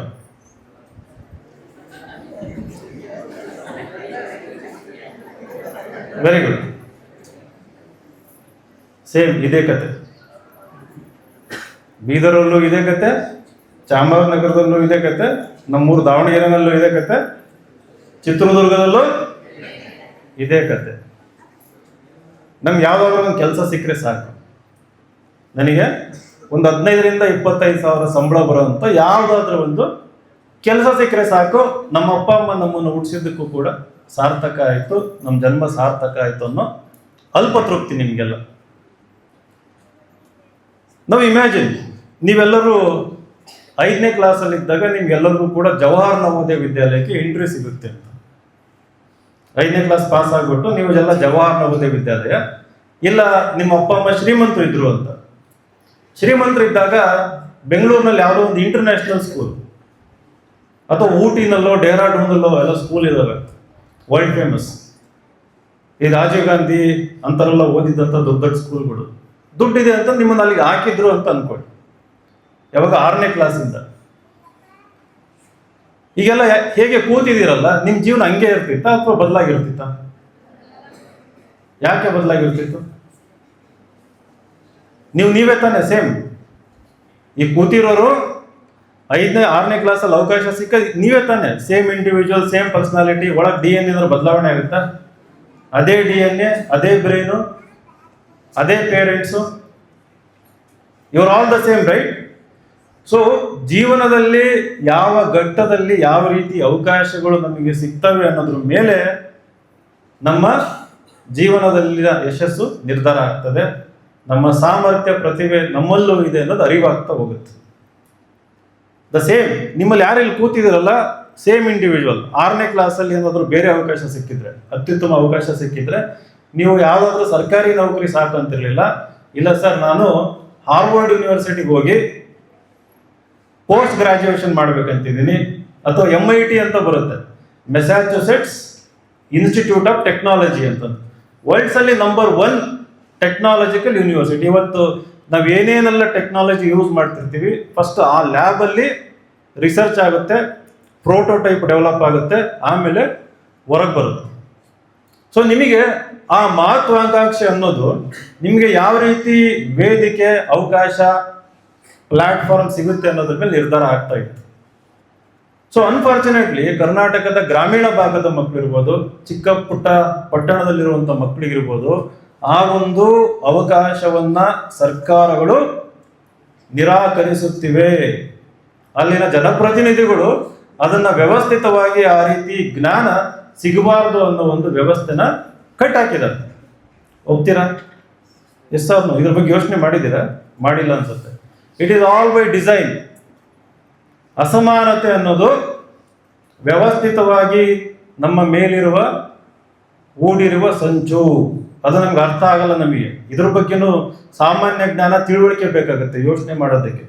ನನ್ನ ಜೀವನ ಇಷ್ಟೇನಾ, ನಾನು ಬಡವ ಇರೋದು ನನ್ನ ಏನಂತೀವಲ್ಲ ಫೇಟ್, ಕನ್ನಡದಲ್ಲಿ ಏನಂತೀರಿ ಫೇಟ್ಗೆ? ಹಣೆ ಬರ. ನನ್ನ ಹಣೆ ಬರ, ನಾನು ಬಡವ ಆಗಿದ್ದೀನಿ. ಹಣೆ ಬರವ ನಾನು ಕೂರಿಕಾಯನಾಗಿದ್ದೀನಿ, ಹಣೆ ಬರ ನಾನು ಬಟ್ಟೆ ಒಯ್ಯನಾಗಿದ್ದೀನಿ, ಇನ್ನೇನು ಅಂತಂದು. ಹಣೆ ಬರ ಅನ್ನೋದು ಸುಳ್ಳು. ಆ ಹಣೆ ಬರಹವನ್ನ ಬದಲಾಯಿಸಿ ನಿಮಗೆ ಯಾವ ರೀತಿ ಬೇಕು ಬರ್ಕೊಳ್ಳುವಂತ ಸ್ವಾತಂತ್ರ್ಯ ನಮ್ಮ ಸಂವಿಧಾನ ನಮಗೆ ಕೊಟ್ಟಿದೆ. ಅದಕ್ಕೆ ಬೇಕಾದಂತ ಸಂಪನ್ಮೂಲಗಳು ಕೂಡ ಈ ದೇಶದ ತುಂಬ ಪ್ರತಿಯೊಂದು ಮೂಲೆನಲ್ಲೂ ಇದ್ದಾವೆ. ಎಲ್ಲದಕ್ಕಿಂತ ಮಿಗಿಲಾಗಿ ನಿಮ್ಮ ಕೈಯೆಲ್ಲ ಇದೆ ಮೊಬೈಲಲ್ಲಿ. ನಾನು ದಾವಣಗೆರೆ ಕಕ್ಕರಗೊಳ್ಳ ಅನ್ನೋ ಒಂದು ಹಳ್ಳಿನಂತು. ಆ ಹಳ್ಳಿನಲ್ಲಿ ನಾವು ವಾಸ ಇದ್ದಿದ್ದು ದನದ ಮನೆಯಲ್ಲಿ. ನಮ್ಮ ತಂದೆ ನಿರುದ್ಯೋಗಿ. ಚಿತ್ರದುರ್ಗದ ತಾಲೂಕಾಗಿತ್ತು ದಾವಣಗೆರೆ. ಆವಾಗ ದಾವಣಗೆರೆ ಚಿತ್ರದುರ್ಗ ಜಿಲ್ಲೆಯ ತಾಲೂಕಾಗಿತ್ತು. 1984ರಲ್ಲಿ ಹುಟ್ಟಿದ್ದು. ಹುಟ್ಟಿದ ತಕ್ಷಣ ದನದ ಮನೆ ತಗೊಂಡು ಹೋದ್ರು, ಮನೆ ಇರಲಿಲ್ಲ. ಸೊ ಅಲ್ಲಿ ಬೆಳೀತಾ ನಮಗೆ ಸಂಗಾತಿಗಳು ಇದ್ದಿದ್ದು ಇಲಿ ಹೆಗ್ಣಗಳು ಕಚ್ತಾ ಇದ್ವು, ಮನೆ ತುಂಬ ಓಡಾಡ್ತಾ ಇದ್ವು. ನಾವು 2-3ನೇ ಕ್ಲಾಸ್ ಬರೋಷ್ಟೊತ್ತಿಗೆ ಅವಾಗಿಂತ ಬುದ್ಧಿವಂತರಾಗಿ ಅವನ್ನ ಹಿಡಿಯೋದನ್ನು ಕಲ್ತಿದ್ವಿ, ಹಿಡಿದು ಸಾಯಿಸೋದನ್ನು ಕೂಡ ಕಲ್ತಿದ್ವಿ. ತನ್ನ ತಂದೆ ಪುಸ್ತಕ ಪ್ರಿಯರು. ಇಲ್ಲೇ ಸಿರಿಗೆರೆ ಮಠದಲ್ಲಿ ಉಚಿತವಾಗಿ ಎಜುಕೇಶನ್ ತಗೊಂಡಿದ್ರು. ಸಿರಿಗೆರೆ ಮಠ ಗೊತ್ತಲ್ಲ, ಅಲ್ಲಿ ಆ ಉಚಿತ ಶಿಕ್ಷಣ ಪಡೆಯೋದ್ರ ಜೊತೆಗೆ ಅವ್ರ ತಾಯಿ ಕೂಲಿ ಮಾಡ್ತಾ ಇದ್ರು. ಇವರಿಗೆ ಒಡೆದು ಇವರು ತಪ್ಪಿಸ್ಕೊಂಡು ಹೋಗ್ತಾ ಇದ್ರು ವಾಪಸ್. ನಾನು ಸ್ಕೂಲಲ್ಲಿ ಇರಲ್ಲ, ಹಾಸ್ಟೆಲಲ್ಲಿ ಇರಲ್ಲ ಅಂತಂದು. ಬಟ್ ಒಡೆದು ವಾಪಸ್ ಕರ್ಕೊಂಡು ಬಂದು ಬಿಟ್ಬಿಟ್ಟು ಹೋಗ್ತಾ ಇದ್ರು. ಇವ್ರಿಗೆ ಒಳ್ಳೆ ಗುರು ಸಿಕ್ಕಿದ್ರು ಸಿರಿಗೆರೆ ಮಠದಲ್ಲಿ, ಲೋಕೇಶ್ ಒಡೆಯರ್ ಅಂತ. ಆಮೇಲೆ ಅವರು ಸ್ವಂತ ತಂಗಿನೂ ಇವರಿಗೆ ದಾರ ಕೊಟ್ಟರು. ಲೋಕೇಶ್ ಒಡೆಯರ್ ಏನ್ ಮಾಡ್ತಾ ಇದ್ರು, ಇವರಿಗೆ ಪುಸ್ತಕದ ಬಗ್ಗೆ, ನೋಡು ಈಗಿರೋ ನಿನ್ನ ಪರಿಸ್ಥಿತಿ ಬದಲಾಗಬೇಕು ಅನ್ನೋದಾದ್ರೆ ನಿನಗಿರೋ ಒಂದೇ ಒಂದು ಮಾರ್ಗ, ಅದು ಜ್ಞಾನ, ಪುಸ್ತಕಗಳು, ಶಿಕ್ಷಣ ಇರೋದು ಒಂದೇ ಮಾರ್ಗ ಬಡವರಿಗಿರೋಂಥದ್ದು. ನಿನ್ಗೆ ಯಾರು ಸಹಾಯಕ್ಕೆ ಬರಲ್ಲ, ನಿನ್ನನ್ನು ಯಾರು ಕೂಡ ಕೈ ಹಿಡಿದು ಮೇಲೆತ್ತಲ್ಲ. ಕಾಲಿಳಿಯುವಂಥ ಸಂಸ್ಕೃತಿ ಇರುವಂಥ ಸಾಮಾಜಿಕ ಪರಿಸ್ಥಿತಿ ನಮ್ದು. ಯಾಕಂದ್ರೆ ಎಲ್ಲರೂ ಮೇಲೆ ಬೆಳೆಯೋದಕ್ಕೆ ಪ್ರಯತ್ನ ಮಾಡ್ತಿರ್ತಾರೆ. ಯಾರಾದ್ರೂ ಸ್ವಲ್ಪ ಮುಂದೆ ಹೋಗ್ತಾರಂದ್ರೆ ಅವ್ರನ್ನ ಕೆಳಗೆ ಎಳೆದು ನಾವು ಮುಂದೆ ಹೋಗ್ಬೇಕು ಅನ್ನೋ ಒಂದು ಸಾಮಾಜಿಕ ಪರಿಸ್ಥಿತಿ ನಮ್ಮ ದೇಶದಲ್ಲಿ. ನೀನು ಬಲಿಷ್ಠನಾಗಬೇಕು, ಯಶಸ್ವಿ ಆಗ್ಬೇಕು ಅನ್ನೋದಾದ್ರೆ ಹೆಚ್ಚು ಪುಸ್ತಕ ಓದು ಅಂತಂದು ಅವ್ರಿಗೆ ಹೇಳಿದ್ರು. ಅದು ಅವರಿಗೆ ಬಹಳ ಮನದಟ್ಟಾಗಿ ಅದನ್ನ ಪ್ರಾಮಾಣಿಕವಾಗಿ ಅದನ್ನ ಪ್ರಾಕ್ಟೀಸ್ ಮಾಡೋದಕ್ಕೆ ಶುರು ಮಾಡಿದ್ರು. ಅವ್ರ ಹತ್ರ ಬುಕ್ಸ್ ಬಾರೋ ಮಾಡಿದ್ರು, ಲೈಬ್ರರಿಗೆ ಹೋದ್ರು. ಆಮೇಲೆ ಪುಸ್ತಕ ಕೊಂಡ್ಕೊಳ್ಳೋದಕ್ಕೆ ಸಾಲ ಮಾಡಿ ಆ ಕೊಂಡ್ಕೊಂಡಂತ ಪುಸ್ತಕಗಳು ಸುಮಾರು 800ರಿಂದ 1000 ಪುಸ್ತಕ ಇದ್ವು. ಅವೆಲ್ಲವನ್ನು ಕೂಡ ದನದ ಮನೆಯಲ್ಲಿ ಇಟ್ಟಿದ್ರು. ಅವ್ರು ಅಲ್ಲಿ ಇಲ್ಲಿ ಕೆಲಸಕ್ಕೆ ಅಂತ ಹೋಗ್ತಾ ಇದ್ರು, ಚಿಕ್ಕ ಪುಟ್ಟ ಹುಡ್ಕೊಂಡು ಹೋಗ್ತಾ ಇದ್ರು. ಆ ಪುಸ್ತಕಗಳು ಯಾವ ಕಾರಣಕ್ಕೂ ಇಲಿಗಳು ಕಚ್ಚಬಾರದು, ನಿಮ್ಮಿಬ್ರು ಜವಾಬ್ದಾರಿ, ನಾನು ನನ್ನ ತಮ್ಮ ನಿಮ್ಮಿಬ್ರು ಜವಾಬ್ದಾರಿ ಅಂತಂದು ನಮಗೆ ವಾರ್ನಿಂಗ್ ಕೊಟ್ಟಿದ್ರು. ಅವ್ರಿಗೆ ಅಷ್ಟು ಪ್ರೀತಿ ಪುಸ್ತಕದ ಮೇಲೆ. ಸೊ ನಾವೇನ್ ಮಾಡ್ತಾ ಇದ್ವಿ, ಸ್ಕೂಲಿಂದ ಬಂದ ತಕ್ಷಣ ಓಪನ್ ಮಾಡೋದು, ಡ್ಯಾಮೇಜ್ ಆಗಿದ್ದಾವೆ ಇಲ್ಲ ಅಂತ ನೋಡೋದು. ಆಮೇಲೆ ಸಂಡೇ ಎಲ್ಲ ಓಪನ್ ಮಾಡಿ ಪ್ರತಿಯೊಂದು ಪುಸ್ತಕನೂ ನೋಡ್ತಾ ಇದ್ವಿ. ಈಗ ನೋಡ್ತಾ ಏನಾಯ್ತು, 3-4ನೇ ಕ್ಲಾಸ್ ಅಷ್ಟೊತ್ತಿಗೆ ಪುಸ್ತಕ ಓದೋದನ್ನ ಕಲ್ತ್ಬಿಟ್ವಿ ನಾವು. ಯಾರು ಹೇಳಿಲ್ಲ ನಮಗೆ ಪುಸ್ತಕ ಓದಿ ಅಂತಂದು. ಪುಸ್ತಕಗಳೇ ನಿಮಗೆ ಆಟಕ್ಕೆ ಸಾಮಾನಾದಾಗ, ಪುಸ್ತಕಗಳೇ ನಿಮ್ಮ ಮನೆಯಲ್ಲಿ ನಿಮ್ಮ ಸಂಗಾತಿಗಳಾದ ಏನ್ ಮಾಡ್ತೀವಿ, ಓದೋದಕ್ಕೆ ಶುರು ಮಾಡ್ಕೊಂಡ್ಬಿಡ್ತೀವಿ. ಸೊ 4-5ನೇ ಕ್ಲಾಸಲ್ಲಿ ಒಳ್ಳೊಳ್ಳೆ ಕನ್ನಡ ಪುಸ್ತಕ ಓದೋದಕ್ಕೆ ಶುರು ಮಾಡಿದ್ವಿ. 5ನೇ ಕ್ಲಾಸಲ್ಲಿ ಜವಾಹರ್ ನವೋದಯ ವಿದ್ಯಾಲಯ ಪರೀಕ್ಷೆ ಪಾಸ್ ಆಗೋಯ್ತು. ನಾವು ಅವಾಗ 2 ಹೊತ್ತು ಊಟ ಮಾಡಿದ್ರೆ ಹೆಚ್ಚಿತ್ತು. ಯಾರ್ದೋ ಮನೆಯಿಂದ ಒಂದು ಸ್ವಲ್ಪ ಹಾಲು ಕೊಡೋರು, ಅವಾಗ ಸ್ವಲ್ಪ ಕುಡಿತಾ ಇದ್ವಿ. ಡೈಲಿ ತಿಂಡಿ ಏನಪ್ಪ ಅಂದ್ರೆ ತೋಸಿದ ಮಂಡಕ್ಕಿ ನಮ್ಮ ಮನೆಯಲ್ಲಿ, ಇಲ್ಲ ಅಂದ್ರೆ ಚಿತ್ರಾನ್ನ, ರಾತ್ರಿ ಗಂಜಿ, ಈ ರೀತಿ ಒಂದು ವ್ಯವಸ್ಥೆ ಇದ್ದಿತ್ತು. ನೀವು ನವೋದಯಕ್ಕೆ ಅಡ್ಮಿಷನ್ ಸಿಕ್ಕ ತಕ್ಷಣ ನಾನು first day I still remember, evening ಆಗಿತ್ತು, 4 ರಿಂದ 5 ಗಂಟೆ. ಅವಾಗ ದಾವಣಗೆರೆಯಿಂದ ಉಡುವಳ್ಳಿ, ಚಿತ್ರದುರ್ಗ ಹಿರಿಯೂರು ತಾಲೂಕು ಉಡುವಳ್ಳಿ, ಅಲ್ಲಿ ತನಕ ಹೋಗ್ಬೇಕಂದ್ರೆ 4-5 ತಾಸು ಆಗುತ್ತೆ. ಅಲ್ಲಿ ಇಲ್ಲಿ ಎಲ್ಲ ಬಸ್ ಚೇಂಜ್ ಮಾಡಿ ಹೋಗ್ಬೇಕಿತ್ತು. ಹಿರಿಯೂರಿನಲ್ಲೇ 1 ತಾಸು ಕಾಯ್ಬೇಕಿತ್ತು. ಸೊ 4-5 ಗಂಟೆ ಹಿರಿಯೂರು ಉಡುವಳ್ಳಿ ನವೋದಯ ಸ್ಕೂಲ್ ಹೋಗಿ ಅಲ್ಲಿ ಡ್ರಾಪ್ ಮಾಡಿದ್ರು ನಮ್ಮ ತಾಯಿ. ಅವರು ಕಣ್ಣೀರು ಹಾಕೊಂಡು ಹೋದ್ರು, ಮಗನಲ್ಲಿ ಬಿಡ್ಬೇಕಲ್ಲ ಅಂತಂದು. ನಾನು ಕೇಕೆ ಹೊಡ್ಕೊಂಡು ಖುಷಿಯಾಗಿ ಓಡೋದೆ. ಫಸ್ಟ್ ಹೋಗಿದ್ದೆ ಲೈಬ್ರರಿಗೆ, ಎಲ್ಲಿದೆ ಲೈಬ್ರರಿ ಅಂತಂದು. ಆಮೇಲೆ ಹೋಗಿದ್ದು ಆಟದ ಮೈದಾನ, ಬಹಳ ವಿಶಾಲವಾದ ಆಟದ ಮೈದಾನ, ದೊಡ್ಡ ದೊಡ್ಡ ರೂಮ್ಗಳು, ಲೈಬ್ರರಿ, ಸ್ವರ್ಗ ಸಿಕ್ಕಂಗೆ. ಆ ಒಂದು ಅವಕಾಶನ ನಾನು ಎಷ್ಟು ಚೆನ್ನಾಗಿ ಬಳಸ್ಕೊಂಡೆ ಅಂತಂದ್ರೆ, ನಾವು ಕನ್ನಡ ಮೀಡಿಯಮ್ಮು ಒಂದು ಬಡತನದ ಕುಟುಂಬದಿಂದ ಹೋದ್ರೂ ಕೂಡ 7-8ನೇ ಕ್ಲಾಸ್ ಅಷ್ಟೊತ್ತಿಗೆ ಲೈಬ್ರರಿನಲ್ಲಿರೋ ಇಂಗ್ಲಿಷ್ ಬುಕ್ಸ್ ಎಲ್ಲ ಓದೋದಕ್ಕೆ ಶುರು ಮಾಡಿದೆ. ಅದು ಯಾವ ರೀತಿ ಬುಕ್ಸು? ನೋಬೆಲ್ ಪ್ರಶಸ್ತಿ ಪುರಸ್ಕೃತರು ಬರೆದಿರುವಂಥ ಪುಸ್ತಕಗಳು. ನನಗೆ ಚಿಕ್ಕ ವಯಸ್ಸಲ್ಲೇ ಪುಸ್ತಕ ಓದೋದಕ್ಕೆ ಶುರು ಆಗಿದ್ರಿಂದ ಒಂದು ಹೈಯರ್ ಟೇಸ್ಟ್ ಅಂತಂದು, ಮಹತ್ವಾಕಾಂಕ್ಷೆ ಅಂತ. ನಾವು ಪುಸ್ತಕ ಓದಿದಾಗ ಏನಾಗುತ್ತೆ, ನಮ್ಮಲ್ಲಿ ಪರಿವರ್ತನೆ ಆಗುತ್ತೆ. ನಾವು ನೋಡೋ ದೃಷ್ಟಿಕೋನ ಅಂದ್ರೆ ನಮ್ಮಲ್ಲಿ ಪರ್ಸ್ಪೆಕ್ಟಿವ್ಸ್ ಅಂತ ಹೇಳ್ತೀವಿ, ದೃಷ್ಟಿಕೋನಗಳು, ದೇ ಬಿಕಮ್ ರಿಚ್. ನಾವು ಒಂದು ದಿಕ್ಕಿನಲ್ಲಿ ಆಲೋಚನೆ ಮಾಡ್ತಾ ಇದ್ರೆ ಬೇರೆ ಬೇರೆ ಲೇಖಕರು, ಬೇರೆ ಬೇರೆ ದಾರ್ಶನಿಕರು ಬೇರೆ ಬೇರೆ ಆಯಾಮದಲ್ಲಿ ಯೋಚನೆ ಮಾಡಿರ್ತಾರೆ. ಪ್ರಪಂಚದಲ್ಲಿ ಯಾಕೆ ಈ ರೀತಿ ಬದಲಾವಣೆಗಳು ಆಗ್ತಾ ಇದ್ದಾವೆ, ಯಾವ ರೀತಿ ವ್ಯವಸ್ಥೆ ಇದೆ ಅನ್ನೋದ್ರ ಬಗ್ಗೆ ಇವೆಲ್ಲ ಗೊತ್ತಾದಾಗ ಏನಾಗುತ್ತೆ, ನಮಗೆ ಪ್ರಪಂಚದಲ್ಲಿರುವ ಹಲವಾರು ಪಾಸಿಬಿಲಿಟೀಸ್ ಬಗ್ಗೆ ಅರಿವಾಗುತ್ತೆ. ಓ, ನನ್ನ ಬಡತನ ನನ್ಗೊಬ್ನಿಗೆ ಇಲ್ಲ, ನನ್ನ ಜೀವನದಲ್ಲಿ ಕಷ್ಟ ನನ್ಗೊಬ್ನಿಗೆ ಇಲ್ಲ, ನನಗಿರೋ ಅವಕಾಶ ಮಿಸ್ ಆಯ್ತು ಅಂತಂದ್ರೆ ಇನ್ನೊಂದು ಅವಕಾಶ ಇದೆ. ಈ ರೀತಿ ಅರಿವು ಗೊತ್ತಾದಾಗ ಏನಾಗುತ್ತೆ, ನಮ್ಮಲ್ಲಿ ಮಹತ್ವಾಕಾಂಕ್ಷೆ ಬೆಳೀತದೆ. ವಿ ಕ್ಯಾನ್ ಎಕ್ಸ್ಪೆರಿಮೆಂಟ್, ರಿಸ್ಕ್ ತಗೋಬಹುದು, ಒಂದಕ್ಕೆ ಸೆಟ್ಲ್ ಆಗಲ್ಲ. ಸೊ ಇಂಗ್ಲಿಷ್ ಬುಕ್ಸ್ ಓದಿದ್ವಿ. ಅದಾದ್ಮೇಲೆ ಕ್ಲಾಸಲ್ಲಿ, ಪ್ರತಿಯೊಂದು ಕ್ಲಾಸಲ್ಲಿ ನಿಮ್ಮ ಅನುಭವಕ್ಕೂ ಬಂದಿರುತ್ತೆ ನಿಮ್ಗೆಲ್ಲ, ಒಂದು ಕ್ಲಾಸಲ್ಲಿ 50 ರಿಂದ 60 ಜನ ಇದ್ರೆ ಅದರಲ್ಲಿ 2 ಕ್ಯಾಟಗರಿ ಸ್ಟೂಡೆಂಟ್ಸ್ ಇರ್ತಾರೆ. ಒಂದು ಕ್ಯಾಟಗರಿ ವಿಸಿಬಲ್ ಕ್ಯಾಟಗರಿ, ಇನ್ನೊಂದು ಇನ್ವಿಸಿಬಲ್ ಕ್ಯಾಟಗರಿ. ವಿಸಿಬಲ್ ಕ್ಯಾಟಗರಿ ಯಾರು ಅಂತಂದ್ರೆ ಬಹಳ ಚೆನ್ನಾಗಿ ಓದೋರು, ಬಹಳ ಚೆನ್ನಾಗಿ ಇಂಗ್ಲಿಷ್ ಮಾತಾಡೋರು, ಕಾನ್ಫಿಡೆನ್ಸ್ ಇರೋಂಥವ್ರು. ಅವರು 4 ರಿಂದ 5 ಜನ ಮಾತ್ರ ಇರ್ತಾರೆ. ಹಬ್ಬ ಅಂದ್ರೆ 4 ರಿಂದ 5, ಯೂಶಲಿ 2 ರಿಂದ 3 ಜನ ಇರ್ತಾರೆ. ಹೌದಾ? ಒಂದು 50 ರಿಂದ 60 ಜನ ಇದ್ದಾರೆ ಅಂತಂದ್ರೆ ಮೈನಾರಿಟಿ ಅವರು. ಇನ್ನುಳಿದವರು ಇನ್ವಿಸಿಬಲ್, ಅದರಲ್ಲಿ ಇನ್ನೂ ಇನ್ವಿಸಿಬಲ್ ಇರ್ತಾರೆ, ಬರ್ತಾರೆ ಹೋಗ್ತಾರೆ.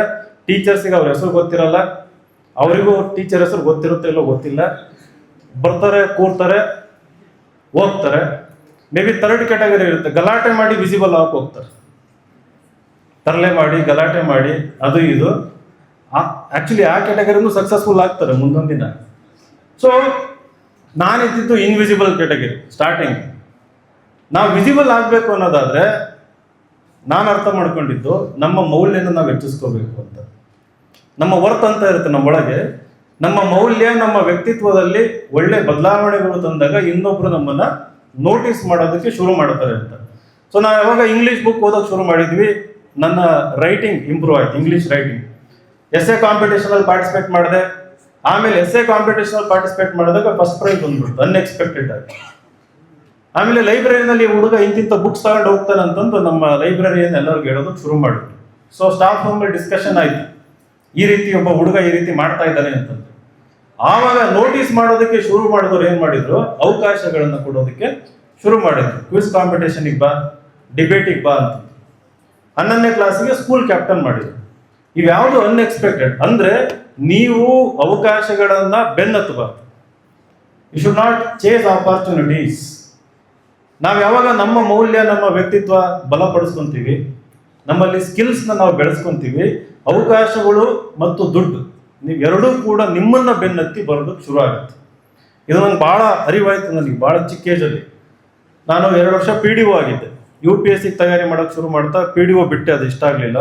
KS ಪಾಸ್ ಆಯಿತು, KS ಅಧಿಕಾರಿ ನಾನು, ಕಮರ್ಷಿಯಲ್ ಟ್ಯಾಕ್ಸ್ ಆಫೀಸರು. ಅದಾದಮೇಲೆ UPSCಗೆ 4 ಪ್ರಯತ್ನದಲ್ಲಿ 3 ಸರಿ ಮೇನ್ಸ್ ಬರೆದು 1 ಸರಿ ಇಂಟರ್ವ್ಯೂ ಕೂಡ ಹೋಗಿದ್ದೆ. ನೀವೆಲ್ಲರೂ UPSCಗೆ ತಯಾರಿ ಮಾಡಿದಾಗ ಏನಾಗುತ್ತೆ, ನಿಮ್ಮಲ್ಲಿ ಅಗಾಧವಾದ ಜ್ಞಾನ, ಪ್ರಪಂಚದಲ್ಲಿರುವ ಪ್ರತಿಯೊಂದು ವಿಷಯಕ್ಕೂ ಸಂಬಂಧಪಟ್ಟಂತೆ ಆಳವಾದ ಜ್ಞಾನ ಅಭಿವೃದ್ಧಿ ಆಗುತ್ತೆ, ನಿಮ್ಮಲ್ಲಿ ಬೆಳೀತಾ ಹೋಗುತ್ತೆ. ಅವಾಗ ನಿಮ್ಮ ಆಯ್ಕೆ, ನಿಮ್ಮ ಚಾಯ್ಸ್, ಯಾವ ಎಕ್ಸಾಮ್ ಬರೀತೀನಿ, ನೀವು PDO ಬರಿಬೋದು, FDA ಬರಿಬೋದು, SDA ಬರಿಬೋದು, KS ಬರಿಬೋದು, ಬ್ಯಾಂಕ್ ಎಕ್ಸಾಮ್ ಬರಿಬೋದು, CDS ಅಂತ ಬರುತ್ತೆ, ಕಂಬೈನ್ಡ್ ಡಿಫೆನ್ಸ್ ಸರ್ವಿಸಸ್ ಅಂತ, ಅದು ಬರಿಬೋದು. ಅಥವಾ ಪೋಸ್ಟ್ ಗ್ರಾಜುಯೇಷನ್ ಎಂಟ್ರಿ, ಲೈಕ್ ನೀವು ಜವಾಹರ್ಲಾಲ್ ನೆಹರು ಯೂನಿವರ್ಸಿಟಿ ಬೇಕು, ಡೆಲ್ಲಿ ಯೂನಿವರ್ಸಿಟಿ ಕ್ಯಾಂಪಸ್ ಬೇಕಂದ್ರೆ ಅದಕ್ಕೆ ಬೇಕಾದಂತ ಎಂಟ್ರೆನ್ಸ್ ಎಕ್ಸಾಮ್ಸ್ ಕೂಡ ಬರಿತಾ ಹೋಗ್ಬೋದು. ಅಷ್ಟು ಅಗಾಧವಾದ ಜ್ಞಾನ ಎಲ್ಲೆಲ್ಲ ಮಾಡ್ಬೋದು. ಇವಾಗ ನ್ಯಾಷನಲ್ ಲಾ ಸ್ಕೂಲ್ ಅಂತ ಇದೆ ಬೆಂಗಳೂರಲ್ಲಿ, ಏಷ್ಯಾದಲ್ಲಿ ನಂಬರ್ 1 ಲಾ ಸ್ಕೂಲ್. ನೀವು BA, BSc, BCom ಯಾವುದೇ ಗ್ರಾಜುಯೇಷನ್ ಮಾಡಿರಿ, ಅಲ್ಲಿ 3 ವರ್ಷ LLB ಮಾಡುವಂತ ಅವಕಾಶ ಸಿಗುತ್ತೆ. ಆ ಕಾಲೇಜಲ್ಲಿ ಏನಾದರೂ ನೀವು LLB ಮಾಡಿದ್ರೆ ಸುಪ್ರೀಂ ಕೋರ್ಟ್ ಜಡ್ಜ್ ಆಗುವಂತ ಅವಕಾಶ ಕೂಡ ನಿಮಗಿರುತ್ತೆ. ಹೈಯೆಸ್ಟ್ ಚಾರ್ಜಿಂಗ್, ನೀವು 10 ನಿಮಿಷಕ್ಕೆ 1 ಕೋಟಿ ಚಾರ್ಜ್ ಮಾಡುವಂತ ದೊಡ್ಡ ಅಡ್ವೊಕೇಟ್ ಆಗಿ ಕೂಡ ಬೆಳಿಬಹುದು. ಇದು ಅವೇರ್ನೆಸ್ ಇಲ್ಲ ನಮಗೆ. ಎಷ್ಟೊಂದು ಜನಕ್ಕೆ ಡಿಗ್ರಿ ಆದ್ಮೇಲೆ ಏನ್ ಮಾಡ್ತೀವಿ, ಯಾವ್ದಾದ್ರು ಕಾಂಪಿಟೇಟಿವ್ ಎಕ್ಸಾಮು, ಇಲ್ಲ ಅಂತಂದ್ರೆ ಇನ್ನೊಂದು ಯಾವುದೋ ಲೋಕಲ್ ಆಗಿ ಡಿಸ್ಟೆನ್ಸ್ ಎಜುಕೇಶನ್ ಅಥವಾ ಯಾವುದೋ ಒಂದು ಕೋರ್ಸ್ ಅನ್ನ ಸೇರ್ತೀವಿ. ಹಾಗಾಗಿ ಈ ಅವಕಾಶಗಳು ಅರಿವು ಬಂದಾಗ ನಮಗೆ ರಿಸ್ಕ್ ತಗೊಳ್ಳೋ ಆಟಿಟ್ಯೂಡ್ ಬರ್ತದೆ. ಇಲ್ಲ, ನಾನು ದೂರಿಗೆ ಹೋಗ್ಬೇಕು, I should travel, may be Bengaluru, Delhi ಹಿಂಗೆ ಹೋಗ್ಬೇಕು ಅಂತ ಅನ್ಸುತ್ತೆ. ನಾನು UPSC ಇಂಟರ್ವ್ಯೂ 210 ಮಾರ್ಕ್ಸ್ ಬಂತು ಔಟ್ ಆಫ್ 300. ನಾನು ಆ ಟೈಮಲ್ಲಿ PDO ಆಗಿದ್ದೆ. ನಾನು ಪ್ರಶ್ನೆ ಕೇಳಿದ್ದೆಲ್ಲ ಪಂಚಾಯತ್ ವ್ಯವಸ್ಥೆ ಮೇಲೆ ಸರಿಯಾಗಿ ಉತ್ತರ ಕೊಟ್ಟೆ. ಅದು ಸೆಕೆಂಡ್ ಹೈಯೆಸ್ಟ್ ಮಾರ್ಕ್ ಆ ವರ್ಷ. ಬಟ್ ಮೇನ್ಸ್ ಅಲ್ಲಿ ಕಡಿಮೆ ಆಯಿತು. UPSC ನಲ್ಲಿ 3 ಸ್ಟೇಜ್ ಇರುತ್ತೆ. ಒಂದು ಪ್ರಿಲಿಮ್ಸ್, ಎರಡನೇದು ಮೇನ್ಸ್, ಮೂರನೇದು ಇಂಟರ್ವ್ಯೂ. ಈಗ UPSC ಇಂಟರ್ವ್ಯೂ 275 ಮಾರ್ಕ್ಸ್ ಸಿಗಿರುತ್ತೆ, ಮೇನ್ಸ್ 1750 ಮಾರ್ಕ್ಸ್ ಸಿಗಿರುತ್ತೆ. ಈಗಿರೋ ಒಂದು ವ್ಯವಸ್ಥೆನಲ್ಲಿ ಪ್ರಿಲಿಮ್ಸ್ ಅಲ್ಲಿ 2 ಪೇಪರ್ ಇರುತ್ತೆ. ಒಂದು CSAT ಅಂತ, ಇನ್ನೊಂದು ಜನರಲ್ ಸ್ಟಡೀಸ್ ಅಂತ. 200 ಮಾರ್ಕ್ಸ್ ಸಿಗಿರುತ್ತೆ. CSAT ಅನ್ನೋದು ಇಂಗ್ಲಿಷ್ ಮತ್ತು ಬೇಸಿಕ್ ಮ್ಯಾಥಮೆಟಿಕ್ಸ್, ರೀಸನಿಂಗ್ ಅಂತ ಹೇಳ್ತೀವಿ, ಆಪ್ಟಿಟ್ಯೂಡ್ ಅಂತ ಹೇಳ್ತೀವಿ. ಔಟ್ ಆಫ್ 200 66.6 ಮಾರ್ಕ್ಸ್ ನೀವು ಸ್ಕೋರ್ ಮಾಡಬೇಕು. CSAT ಅಲ್ಲಿ ಔಟ್ ಆಫ್ 200 66.6, ಅಷ್ಟು ಅಂಡ್ ಅಬೋವ್ 66.6 ಸ್ಕೋರ್ ಮಾಡಿದ್ರೆ ನಿಮಗೆ ಪೇಪರ್ 1 ಮಾರ್ಕ್ಸ್ ಇವ್ಯಾಲ್ಯೂಯೇಷನ್ ಆಗುತ್ತೆ. ನೀವು ಮೇನ್ಸ್ ಬರೆಯೋದಕ್ಕೆ ಸುಮಾರು 85ರಿಂದ 95 ಮಾರ್ಕ್ಸ್ನ ಸ್ಕೋರ್ ಮಾಡಬೇಕು. ವರ್ಷ ಕಟ್ ಆಫ್ ವೇರಿ ಆಗುತ್ತೆ. ಒಂದು ವರ್ಷ 78.4 ಇತ್ತು ಹೋದ ವರ್ಷ, ಅದರಿಂದ ವರ್ಷ 87 ಆಯಿತು, ಅದರಿಂದ ವರ್ಷ 95 ಆಯಿತು. It may come down, it may go up. So paper 1ನಲ್ಲಿ 100+ ತೆಗೆದ್ರೆ ಪರ್ಫೆಕ್ಟ್ಲಿ ಸೇಫ್, ಮೇನ್ಸ್ ಎಕ್ಸಾಮ್ ಬರೀಬೋದು. 1750 ಮಾರ್ಕ್ಸ್ ಅಂದ್ರೆ 9 ಪೇಪರ್ ಇರುತ್ತೆ. ಒಂದು ಎಸ್ಸೆ ಇರುತ್ತೆ, 4 ಜನರಲ್ ಸ್ಟಡೀಸ್ ಅಂತ ಇರುತ್ತೆ, ಒಂದು ಐಚ್ಛಿಕ ವಿಷಯ ಅಂತ ಇರುತ್ತೆ. ನೀವು ಕನ್ನಡ ಸಾಹಿತ್ಯ ಅಥವಾ ಸೋಷಿಯಾಲಜಿ, ಪೊಲಿಟಿಕಲ್ ಸೈನ್ಸ್, ಆಂಥ್ರೋಪಾಲಜಿ ಯಾವುದಾದ್ರೂ ಒಂದು ವಿಷಯ ತಗೋಬಹುದು. ಸೊ ಅದರಲ್ಲಿ 500 ಮಾರ್ಕ್ಸಿಗೆ ಇರುತ್ತೆ. 1750ಕ್ಕೆ ಇಡೀ ದೇಶಕ್ಕೆ ಹೈಯೆಸ್ಟ್ ಎಷ್ಟು ಸ್ಕೋರ್ ಮಾಡ್ಬೋದು, ರ್ಯಾಂಕ್ 1 ತಗೊಳ್ಳೋವಂಥವ್ರು 1750ಕ್ಕೆ ಹೈಯೆಸ್ಟ್ ಮಾರ್ಕ್ಸ್ ಎಷ್ಟಿರ್ಬೋದು? ನಾನು ಹೇಳ್ತಾ ಇರೋದು UPSC ಎಕ್ಸಾಮ್. ಇಡೀ ಭಾರತ ದೇಶ ಇಮ್ಯಾಜಿನ್ ಮಾಡ್ಕೊಳ್ರಿ, ಕಾಶ್ಮೀರದಿಂದ ಕನ್ಯಾಕುಮಾರಿ ತನಕ ಎಲ್ಲಾ ರಾಜ್ಯಗಳನ್ನು ಇಮ್ಯಾಜಿನ್ ಮಾಡ್ಕೊಳ್ರಿ. ಎಲ್ಲಾ ರಾಜ್ಯದಲ್ಲಿರುವ universities, colleges, IITs, national law school, ಪ್ರತಿಯೊಂದು ಸಂಸ್ಥೆ ಇಮ್ಯಾಜಿನ್ ಮಾಡ್ಕೊಳ್ರಿ 1750ಕ್ಕೆ. ಯಾಕಂದ್ರೆ IAS ಅಂತ ಬಂದಾಗ degree from any recognised university 21 ವರ್ಷ ಆಗಿರಬೇಕು. 21ರಿಂದ 32 ವರ್ಷ, ನಿಮಗೆ 6 ಅಟೆಂಪ್ಟ್ಸ್ ಸಿಗುತ್ತೆ. ಸೊ ಇಂಡಿಯಾದಲ್ಲಿರುವಂಥ ಪ್ರತಿಷ್ಠಿತ ಯೂನಿವರ್ಸಿಟಿ, ಗೌರ್ಮೆಂಟ್ ಫಸ್ಟ್ ಗ್ರೇಡ್ ಕಾಲೇಜಿಂದ ಹಿಡಿದು ಪ್ರತಿಯೊಬ್ಬರು ಕೂಡ ಇಲ್ಲಿ ಪ್ರಯತ್ನ ಮಾಡ್ತಾರೆ. ಸೊ 1750ಕ್ಕೆ ಇಂಡಿಯಾದಲ್ಲಿ ಬರೆಯುವಂಥ ಬ್ರಿಲಿಯಂಟ್ ಮೈಂಡ್ಸ್. ಈಗ ಆಕಾಶ್ ಎಕ್ಸಾಂಪಲ್ ಕೊಟ್ಟರು, ನಿಮ್ಮ ಚಿತ್ರದುರ್ಗ ಜಿಲ್ಲಾ ಪಂಚಾಯತಿ CEO ಅವರು ನನ್ನ ಹೆಮ್ಮೆಯ ವಿದ್ಯಾರ್ಥಿ ಅಂತ ಹೇಳ್ಕೊಳ್ಳೋದಕ್ಕೆ ಇಷ್ಟಪಡ್ತೀನಿ. ಸೊ ನಾನು ಅವರಿಗೆ ಮಾರ್ಗದರ್ಶನ ಮಾಡಿದ್ದೆ. ಅವರು ಇಡೀ ದೇಶಕ್ಕೆ 75ನೇ ರ್ಯಾಂಕ್ ತಗೊಂಡ್ರು. ಇಡೀ ದೇಶಕ್ಕೆ 75ನೇ ರ್ಯಾಂಕ್. ಇಡೀ ದೇಶ ಅಂತ 10 ಲಕ್ಷ ಜನ ಅಪ್ಲೈ ಮಾಡ್ತಾರೆ ಎಕ್ಸಾಮು, 5 ಲಕ್ಷ ಜನ ಬರೀತಾರೆ. 5 ಲಕ್ಷದಲ್ಲಿ ಕೇವಲ 180 IAS ಪೋಸ್ಟ್ ಇರುತ್ತೆ. ಅದೇ ನೀಟ್ ಎಕ್ಸಾಮ್ ಬರೀತಾರಲ್ಲ, 20 ಲಕ್ಷ ಜನ ಬರೀತಾರೆ, 1,11,000 ಮೆಡಿಕಲ್ ಸೀಟ್ ಇರ್ತವೆ. 1,11,000 ಮೆಡಿಕಲ್ ಸೀಟ್ ಇರ್ತವೆ. ನೀಟಲ್ಲಿ ಟಾಪ್ ಆಗೋದು ದೊಡ್ಡದಲ್ಲ. ಬರೀ 180 IAS ಪೋಸ್ಟ್ ಅಲ್ಲಿ ಇಡೀ ದೇಶಕ್ಕೆ ರ್ಯಾಂಕ್ 75 ತಗೊಳ್ಳೋದು. Very intelligent fellow. Bengaluru medical ಕಾಲೇಜಿಂದ, is a doctor from Bengaluru medical college. So ಯಾರಿಗಾದ್ರೂ ಐಡಿಯಾ ಇದೆ 1750ಕ್ಕೆ ಎಷ್ಟು ತೆಗೆದ್ರೆ ಆಲ್ ಇಂಡಿಯಾ ರ್ಯಾಂಕ್ 1 ಬರ್ಬೋದು? ಪ್ಲಸ್ ಇಂಟರ್ವ್ಯೂ ಸ್ಕೋರ್ ಬರುತ್ತೆ ಅದಕ್ಕೆ. ಬಟ್ ಮೇನ್ಸ್ ಅಲ್ಲಿ ಎಷ್ಟು? How much? 1000+, 1100+, 900 ಯಾರು ಹೇಳಿದ್ದು? Madam, good. So yes, madam is right. 863 is the highest score out of 1750 ಹೋದ ವರ್ಷ ಮೇನ್ಸ್ ಎಕ್ಸಾಮ್. ಅದ್ರ ಹಿಂದಿನ ವರ್ಷ 899, ಅದ್ರ ಹಿಂದಿನ ವರ್ಷ 907, ಅದ್ರ ಹಿಂದಿನ ವರ್ಷ 927, ಅದ್ರ ಹಿಂದಿನ ವರ್ಷ 954. ಜಾಸ್ತಿ ಇದ್ದಿದ್ದು ಕಡಿಮೆ ಆಗ್ತಾ ಇದೆ. 1750ಕ್ಕೆ ಮೇನ್ಸ್ ಅಲ್ಲಿ ನೀವು ಎಷ್ಟೇ ಬ್ರಿಲಿಯಂಟ್ ಆಗಿರಿ, ಈ ವರ್ಷ ನನ್ನ ಗೆಸ್ಸು 855 to 860 ಕಡಿಮೆ ಆಗ್ತಾ ಹೋಗ್ತಾ ಇದೆ. ಯಾಕೆ ಅಂತಂದ್ರೆ ಮೇನ್ಸ್ ಎಕ್ಸಾಮು ಡಿಸ್ಕ್ರಿಪ್ಟಿವ್ ಟೈಪ್ ಅಂತ ಹೇಳ್ತೀವಿ, ಎಸ್ಎ ಟೈಪ್ ಕ್ವಶನ್ಸ್ ಅಂತ ಹೇಳ್ತೀವಲ್ಲ, 150ರಿಂದ 250 ಪದಗಳಲ್ಲಿ ಉತ್ತರ ಬರೀಬೇಕು. ಅದು ಯಾವ ರೀತಿ ಪ್ರಶ್ನೆ ಇರ್ತಾವಂದ್ರೆ ಅಲ್ಲಿ critical thinking and analytical thinking ಅಂತ ಹೇಳ್ತೀವಿ. ವಿಶ್ಲೇಷಣೆ ಮಾಡೋದು, ವಿಮರ್ಶೆ ಮಾಡೋದು. ವಿಮರ್ಶಾತ್ಮಕ ಆಲೋಚನಾ ಶಕ್ತಿ, ವಿಶ್ಲೇಷಣಾತ್ಮಕ ಆಲೋಚನಾ ಶಕ್ತಿ ಅಂತ ಆ ರೀತಿ ಪ್ರಶ್ನೆ ಇರುತ್ತೆ. ಯಾವುದನ್ನು ಮೆಮೊರೈಸ್ ಮಾಡಿ ಅಲ್ಲೋಗಿ ರಿಪೀಟ್ ಮಾಡೋವಂಥ ಪ್ರಶ್ನೆ ಒಂದು ಇರೋದಿಲ್ಲ ಈ ಎಕ್ಸಾಮಲ್ಲಿ.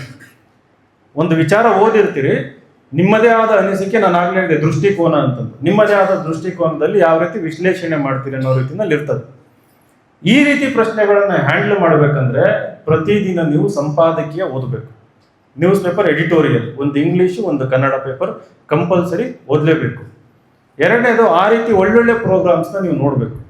ಮೂರನೇದು, ನೀವು ನಾಳೆ SDA ಆಗ್ತೀನಿ, ವಿಲೇಜ್ ಅಕೌಂಟೆಂಟ್ ಆಗ್ತೀನಿ, FDA ಆಗ್ತೀನಿ ಅಂತ ಅಂದ್ರೂ ಕೂಡ UPSC ಮಾದರಿನಲ್ಲೇ ಪ್ರಶ್ನೆಗಳು ದೇಶದ ಪ್ರತಿಯೊಂದು ಎಕ್ಸಾಮ್ನಲ್ಲೂ ಬರೋದಕ್ಕೆ ಶುರುವಾಗಿದೆ. UPSC ಮಾದರಿನಲ್ಲಿ KS ಅಲ್ಲಿ ಮೊನ್ನೆ ಇಂಗ್ಲಿಷಿಂದ ಕನ್ನಡಕ್ಕೆ ಪ್ರಶ್ನೆ ಟ್ರಾನ್ಸ್ಲೇಟ್ ಮಾಡಬೇಕಾದ್ರೆ ದೊಡ್ಡ ಎಡವಟ್ಟಾಯಿತು, ಕನ್ನಡದಲ್ಲಿ ತಪ್ಪು ಕೊಟ್ಟಿದ್ರು. ಆದರೆ ನೀವು ಇಂಗ್ಲಿಷ್ ಪ್ರಶ್ನೆಗಳು ನೋಡಿದ್ರೆ ದೇವರ್ ಎರರ್ ಫ್ರೀ.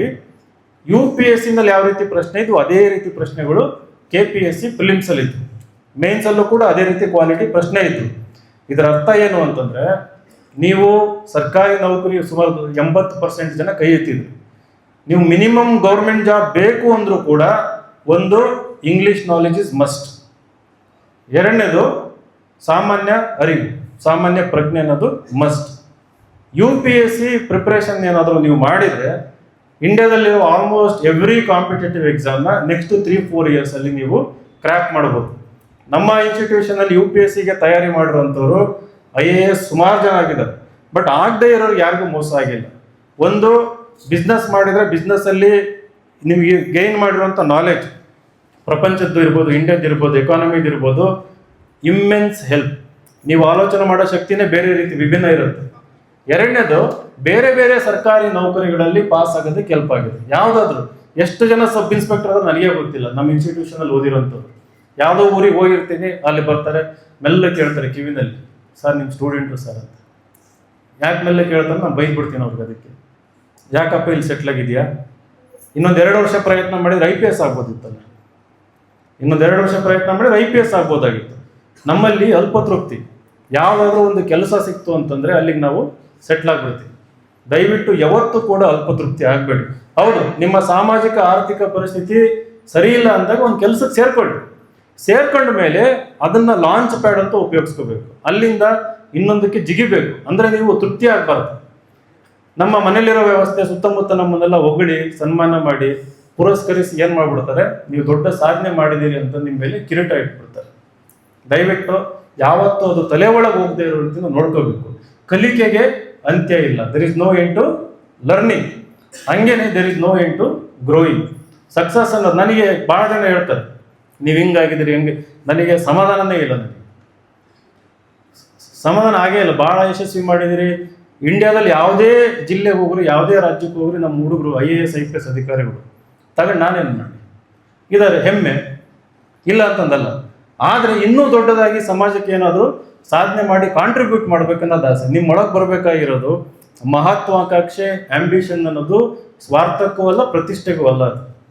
ಅದು ನಮ್ಮ ಸುತ್ತಮುತ್ತ ಏನು ಅಸಮಾನತೆಗಳು ನೋಡ್ತೀವಿ, ಅನ್ಯಾಯಗಳನ್ನು ನೋಡ್ತೀವಿ, ಅವುಗಳನ್ನು ಹೋಗ್ಲಾಡ್ಸೋದಕ್ಕೆ ನಾನು ಉನ್ನತ ಸ್ಥಾನಮಾನ ಪಡಿಬೇಕು ಅನ್ನೋದು ನಿಮ್ಮ ಮನಸ್ಸಲ್ಲಿ ಗಟ್ಟಿಯಾಗಿ ಬರಬೇಕು. ಯಾವಾಗ ನಿಮ್ಮ ಪರ್ಪಸ್ ಸ್ಟ್ರಾಂಗ್ ಇರುತ್ತೆ ಆವಾಗ ನೀವು ರೆಸ್ಟ್ ತಗೊಳಕ್ ಹೋಗಲ್ಲ. ಅದಕ್ಕೆ ಬೇಕಾದಂಥ ಒಂದು ಕೆಲಸ ಮಾಡ್ಕೊಂಡು ಹೋಗ್ತೀರಿ. ನಿಮಗೊಂದು ಸ್ಮಾಲ್ ಅಸೈನ್ಮೆಂಟ್ ಕೊಡ್ತೀನಿ ಇಲ್ಲೇನೆ. ಎಷ್ಟು ಜನಕ್ಕೆ ಇಂಗ್ಲೀಷ್ ವೀಕ್ ಇದೆ ಇಲ್ಲಿ? ನಾನು ಇಂಗ್ಲೀಷ್ ವೀಕ್ ಇದೆ ಸರ್, ನನಗೆ ಇಂಗ್ಲೀಷಲ್ಲಿ ಮಾತಾಡೋಕ್ಕೆ ಬರಲ್ಲ, ಇಂಗ್ಲೀಷಲ್ಲಿ ಬರೆಯೋಕ್ಕೆ ಬರಲ್ಲ. ಪರವಾಗಿಲ್ಲ, ಅದರಲ್ಲಿ ಏನಿಲ್ಲ, ನಮಗೂ ಇಂಗ್ಲೀಷ್ ಗೊತ್ತಿರಲಿಲ್ಲ. ಓಕೆ, ವೆರಿ ಗುಡ್, ಆಯ್ತು. I really appreciate your honesty. ಎಲ್ಲರ ಹತ್ರ ಮೊಬೈಲ್ ಇದೆಯಾ? ಓಕೆ ಓಕೆ, ಒಂದು ಪದ ಹೇಳ್ತೀನಿ, ಮೀನಿಂಗ್ ಹೇಳ್ತಾರೆ. ಯಾರಿಗಾದ್ರು ಗೊತ್ತಾ? ಪ್ರೋಕ್ರಾಸ್ಟಿನೇಷನ್. ಪ್ರೋಕ್ರಾಸ್ಟಿನೇಷನ್ ಮೀನಿಂಗ್ ಗೊತ್ತಾ ಯಾರಿಗಾದ್ರು? What is procrastination? ಮೊಬೈಲ್ ತೆಗೆದು ಓಪನ್ ಮಾಡಿ ನೋಡಿ. ಓಪನ್ ಮಾಡಿ ಮೊಬೈಲ್. PRO CRA PROCRASTINATION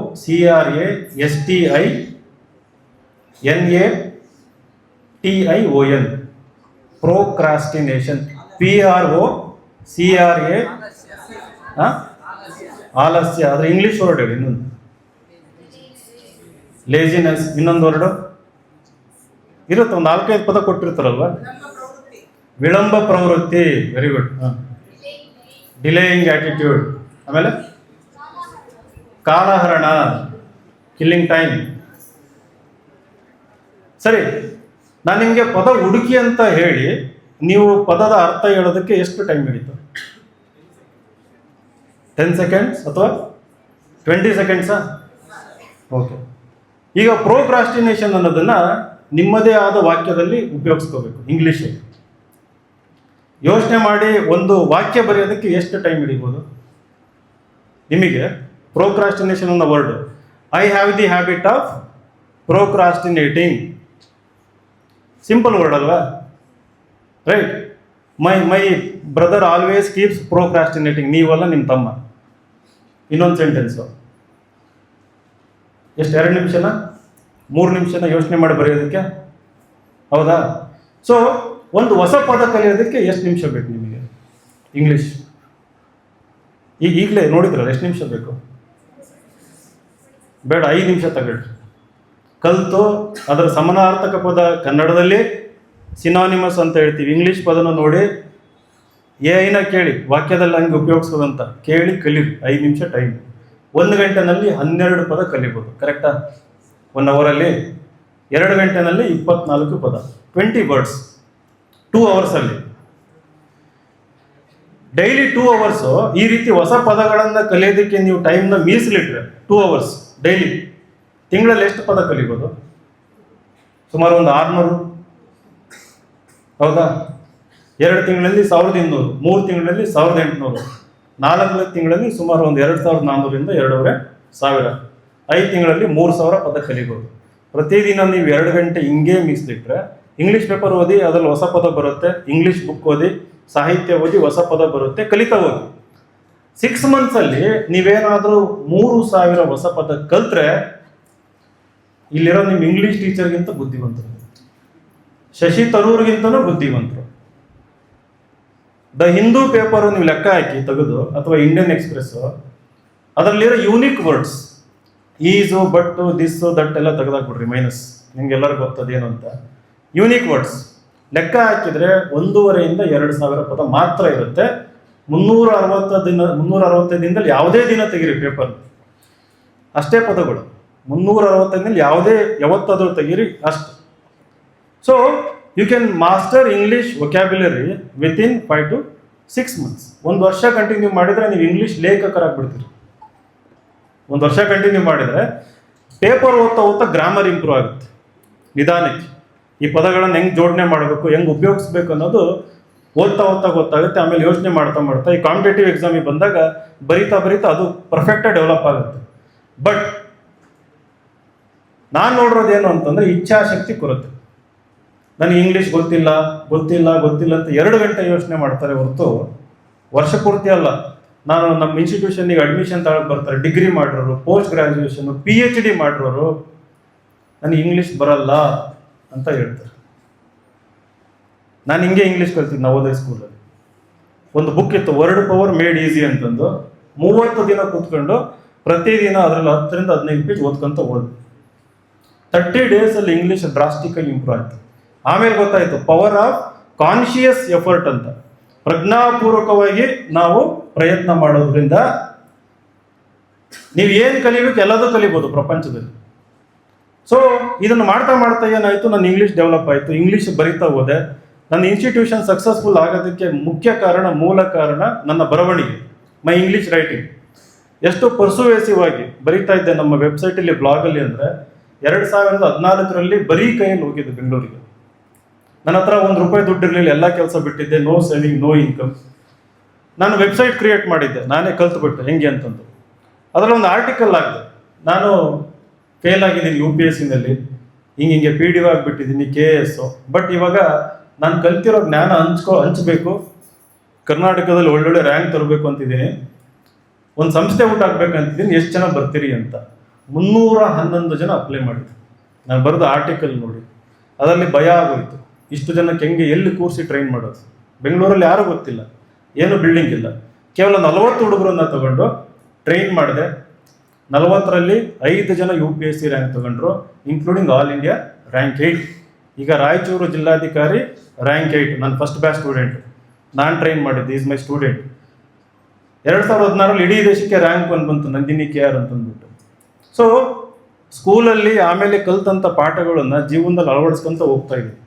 ನಿರಂತರತೆ, ಕನ್ಸಿಸ್ಟೆನ್ಸಿ ಅಂತ. ನೀವು ಒಂದು ಶುರು ಮಾಡಿದ ಮೇಲೆ ನೀವೆಷ್ಟೇ ದಡ್ಡರಾಗಿರಿ, ಏನಾದರೂ ಕಲಿತಾ ಇದ್ದರೆ ಪ್ರತಿದಿನ ಅದ್ರ ಮಾಡ್ತಾ ಹೋಗಿ, ಕಲಿತಾ ಹೋಗಿ, ನಿಮ್ಮ ಸುತ್ತಮುತ್ತ ಇರುವ ಮೋಸ್ಟ್ ಬ್ರಿಲಿಯಂಟ್ ಯಾರು ಇರ್ತಾರೆ ಅವರಿಗಿಂತ ನೀವು ಅಡ್ವಾನ್ಸ್ಡ್ ಆಗ್ತಾ ಹೋಗ್ತೀರಿ. Hard work every time, all the time will always beat talent. Hard work ಅನ್ನೋದು ಎಷ್ಟೇ ಟ್ಯಾಲೆಂಟ್ ಯಾರಿಗೆ ಇರಲಿ ಅದನ್ನು ಬೀಟ್ ಮಾಡುವಂಥ ಕೆಪಾಸಿಟಿ ಇದೆ. ಎರಡನೇದು, ನೀವು ಮಾಡೋ ಕೆಲಸದಲ್ಲಿ ಒಳ್ಳೆಯ ಉದ್ದೇಶ ಇರಲಿ. ಮೂರನೇದು, ಪ್ರಾಮಾಣಿಕ ಪ್ರಯತ್ನ, ಯಾರನ್ನೇ ಮೆಚ್ಚಿಸೋದಕ್ಕೆ, ಅದರಿಂದ ಏನೋ ಲಾಭ ಪಡೆಯೋದಕ್ಕೆ ಪ್ರಾಮಾಣಿಕ ಪ್ರಯತ್ನ. ನೀವು ಇಲ್ಲಿ ಕೂತಿರೋರು ನಿಮ್ಗೆ ಅವಕಾಶಗಳು ಸಿಗದೇ ಇರ್ಬೋದು, ಹಿಂದಿನ ದಿನದಲ್ಲಿ ನವೋದಯ ಸ್ಕೂಲ್ ಇಲ್ಲ ಅಥವಾ ಇಂಟರ್ನ್ಯಾಷನಲ್ ಸ್ಕೂಲ್ ಸಿಗದೆ ಹೋಗಿರ್ಬೋದು. ಆದರೆ ಈಗಿರೋ ಟೆಕ್ನಾಲಜಿ, ನಿಮ್ಮ ಇಚ್ಛಾಶಕ್ತಿ ಉಪಯೋಗಿಸ್ಕೊಂಡು you can actually become what you want to become. ನೀವು ಜೀವನದಲ್ಲಿ ಏನು ಬೇಕಿದ್ರೂ ಸಾಧನೆ ಮಾಡ್ಬೋದು. ನನಗೆ ಇದು ಫಾರ್ಮುಲಾ ಇದ್ದಂಗೆ ಜೀವನದಲ್ಲಿ. ಇದಕ್ಕೆ ಯಾರು ಅಪ್ಪಣೆ ಬೇಕಿಲ್ಲ, ಯಾರು ಪರ್ಮಿಷನ್ ಬೇಕಿಲ್ಲ, ಯಾರು ಕೈ ಹಿಡಿಯೋದು ಬೇಕಿಲ್ಲ. You can go and apply anywhere. So ಆ ಧೈರ್ಯದ ಮೇಲೆ ದಾವಣಗೆರೆ MP ಎಲೆಕ್ಷನ್ ಕೂಡ ಮಾಡಿದ್ದು ನಾನು, ಇಂಡಿಪೆಂಡೆಂಟ್ ಕ್ಯಾಂಡಿಡೇಟ್ ಆಗಿ. ಪಕ್ಷದ ಟಿಕೆಟ್ಸ್ ಕೇಳಿದ್ರೆ ಸಿಗಲಿಲ್ಲ, but I contested as an independent. ಯಾರಿಗೂ ಹೆದರಲಿಲ್ಲ, ಏನು ಕೇಳಲಿಲ್ಲ. ಕರ್ನಾಟಕದಲ್ಲಿ ಹೈಯೆಸ್ಟ್ ವೋಟ್ಸ್ ನನಗೆ ಫಾರ್ ಎನ್ ಇಂಡಿಪೆಂಡೆಂಟ್ ಕ್ಯಾಂಡಿಡೇಟ್. ಇಡೀ ಕರ್ನಾಟಕದಲ್ಲಿ 7 ಕೋಟಿ ಜನ ಇದ್ದಾರೆ. 57th ಹೈಯೆಸ್ಟ್ ವೋಟ್ಸ್ ನನಗೆ ಬಂದಿದ್ದು. 56 ಸೆಲೆಕ್ಟೆಡ್ ಕ್ಯಾಂಡಿಡೇಟ್, 28 MP ಹೈಯೆಸ್ಟು, ಸೋತರು 28, 56 ಜನ, 57. ಅಂದರೆ ಇಮ್ಯಾಜಿನ್ ಮಾಡ್ಕೊಳ್ರಿ, ನಾನು ಯಾರೂ ಅಲ್ಲ, ನೋ ಪಾಲಿಟಿಕಲ್ ಬ್ಯಾಕ್ಗ್ರೌಂಡ್, ನಥಿಂಗ್. ನಿಮಗೆ ಹೇಳ್ತಾ ಇರೋ ಫಾರ್ಮುಲನ್ನ ಜಸ್ಟ್ ಅಪ್ಲೈ ಮಾಡಿ. ನೀವು ಯಾವುದೇ ಕ್ಷೇತ್ರ ಆಯ್ಕೆ ಮಾಡ್ಕೊಳ್ಳಿ, ಹೋಗೋದನ್ನು ಅಪ್ಲೈ ಮಾಡ್ಬೋದು.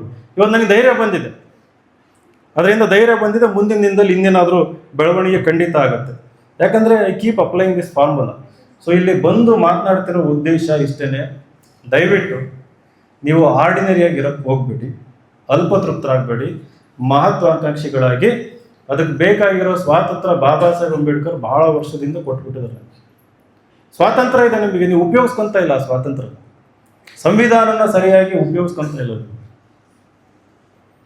ವ್ಯವಸ್ಥೆ ಎಷ್ಟೇ ದುಷ್ಟವಾಗಿರಲಿ, ಕೆಟ್ಟದಾಗಿರಲಿ, ಅದನ್ನು ಮೀರಿ ನಿಂತು ಬೆಳೆಯುವಂಥ ಶಕ್ತಿ ಆ ಕಾನ್ಸ್ಟಿಟ್ಯೂಷನ್ ನಮಗೆ ಕೊಟ್ಟಿದೆ. ನಾವು ಅದನ್ನು ಸರಿಯಾಗಿ ಉಪಯೋಗಿಸ್ಕೊಂತ ಇಲ್ಲ. ನೀವು ಅದನ್ನು ಉಪಯೋಗಿಸ್ಕೊಳ್ಳೋದನ್ನು ಕಲ್ತ್ರೆ ಸ್ಕೈ ಈಸ್ ದಿ ಲಿಮಿಟ್. ನಿಮ್ಮಲ್ಲಿ ಯಾರಾದರೂ ಒಬ್ಬರು MLA ಆಗ್ಬೋದು, ಮಿನಿಸ್ಟರ್ ಆಗ್ಬೋದು, IAS IPS ಅಧಿಕಾರಿಗಳು ಆಗ್ಬೋದು, ದೊಡ್ಡ ಉದ್ಯಮಿಗಳಾಗ್ಬೋದು, ಈ ರೀತಿ ಇನ್ಸ್ಟಿಟ್ಯೂಷನ್ ಕಟ್ಟುವಂಥ ವ್ಯಕ್ತಿಗಳಾಗ್ಬೋದು. ಒಟ್ಟು ನೀವೆಲ್ಲ ಆ ರೀತಿ ಆದಾಗ ದೇಶ ಬೆಳೀತದೆ, ದೇಶದ ಅಭಿವೃದ್ಧಿ ಆಗ್ತದೆ, ಸಮಾಜದಲ್ಲಿ ಶಾಂತಿ ಸಾಮರಸ್ಯ. ಎಲ್ಲರೂ ಯಾವಾಗ ಶ್ರೀಮಂತರಾಗ್ತಾರೆ ಅವಾಗ ಸಮಾಜದಲ್ಲಿ ಶಾಂತಿ ಮನೆ ಮಾಡ್ತದೆ. ನಿಮಗೆಲ್ಲ ಒಳ್ಳೆಯದಾಗಲಿ. ನಮಸ್ಕಾರ.